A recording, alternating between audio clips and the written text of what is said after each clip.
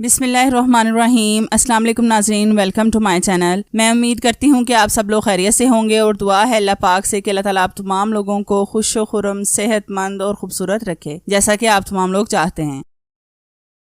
ہمیں چاہیے خالی بوتل کوئی سی بھی جو آپ کے گھر میں موجود ہو، اس کو ہم کاٹ لیں گے چھری کو گرم کر کے۔ یہ دیکھیں، اس طرح سے ہم نے بوتل کو کاٹ لیا ہے چھری کی مدد سے اور اس کا اوپر والا حصہ الگ کر لیا ہے۔ اب ہم دوبارہ چھری گرم کر کے اس کے اوپر پھیریں گے جہاں سے ہم نے اس کو کاٹا تھا تاکہ اس کی شارپنس ختم ہو جائے۔ اب ہم بوتل میں سوراخ کرنے کے لیے اس پر نشان لگائیں گے، اس طرح سے جیسے میں لگا رہی ہوں، تھوڑے تھوڑے فاصلے پر، تاکہ ہمیں سوراخ کرنے میں آسانی رہے۔ اب ہم اس بوتل پر ڈبل نشان لگائیں گے۔ ہم پہلے والے 2 نشان کے درمیان نیچے ایک نشان لگائیں گے، اس طرح سے جیسے میں لگا رہی ہوں۔ اب ہم بوتل میں سوراخ کریں گے۔ میں نے ایک بڑی سوئی لی ہے سوراخ کرنے کے لیے۔ میں اس کو گرم کر کے جہاں پر نشان لگائے تھے وہاں پر سوراخ کروں گی۔ آپ دیکھ سکتے ہیں اس طرح سے سارے سوراخ کر لیں گے۔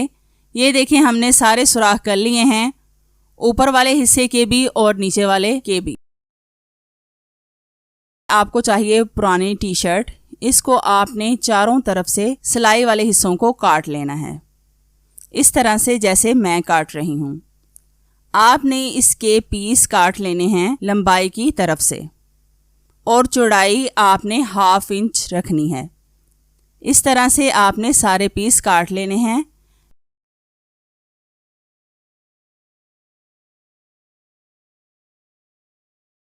یہ دیکھیں، ہم نے یہ سارے پیس کاٹ لیے ہیں۔ اب ہم ان سوراخوں میں سے ان پیسز کو نکالتے جائیں گے اور گانٹھ باندھتے جائیں گے، اس طرح سے جیسے میں کر رہی ہوں۔ آپ نے ان تمام سوراخوں سے ان کو نکالتے جانا ہے اور گانٹھ باندھتے جانا ہے۔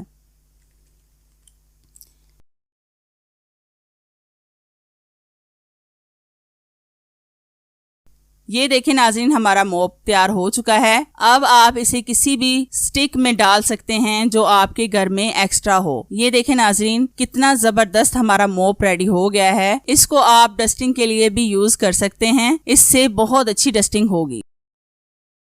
آپ کو چاہیے کولڈ ڈرنک کا خالی ٹین پیک۔ جب یہ خالی ہو جاتا ہے تو ہم اسے پھینک دیتے ہیں۔ اس میں سے میں ایک چھوٹا سا پیس کاٹ لوں گی۔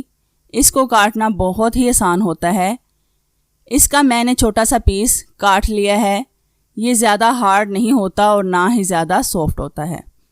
یہ نیل کٹر کے ساتھ آسانی سے کٹ جائے گا۔ نیل کٹر تھوڑا سا ہارڈ ہو گیا ہے، یہ آہستہ آہستہ سے کٹ کرے گا۔ اس کو آپ نے ایسے ہی کاٹنا ہے جیسے آپ نیل کاٹتے ہیں، کیونکہ اگر آپ بڑے پیس کاٹیں گے تو آپ کا نیل کٹر خراب ہو جائے گا۔ آپ نے اسے ایسے ہی 5 سے 6 منٹ کے لیے کاٹنا ہے۔ اس کے بعد آپ کا نیل کٹر خود بخود کاٹنا شروع ہو جائے گا۔ یہ دیکھیں میں کتنے پیس کٹ کر چکی ہوں۔ اب ہمارا نیل کٹر شارپ ہو گیا ہے۔ اب آپ آسانی سے اس سے نیل کاٹ سکتے ہیں۔ ہمارا نیل کٹر نئے جیسا کام کرے گا۔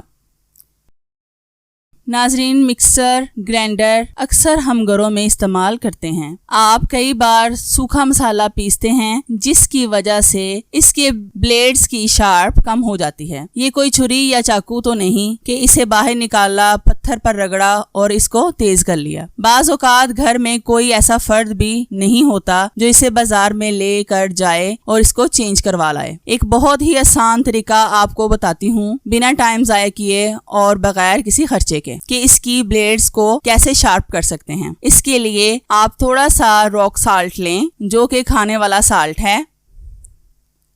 اب آپ اس جار کے اندر اس راک سالٹ کو ڈال دیں۔ اس کو آپ نے زیادہ نہیں بھرنا بلکہ آپ نے تھوڑا سا بھرنا ہے۔ رک رک کر اس کو چلائیں جب تک کہ یہ پیس نہ جائے۔ روزانہ نئی ویڈیوز دیکھنے اور ہماری فیملی کا حصہ بننے کے لیے چینل کو سبسکرائب ضرور کریں اور ساتھ بیل آئیکن پر بھی لازمی کلک کریں تاکہ میری نئی آنے والی ویڈیوز کا نوٹیفیکیشن آپ تک آسانی سے پہنچ سکے۔ نمک پس گیا ہے۔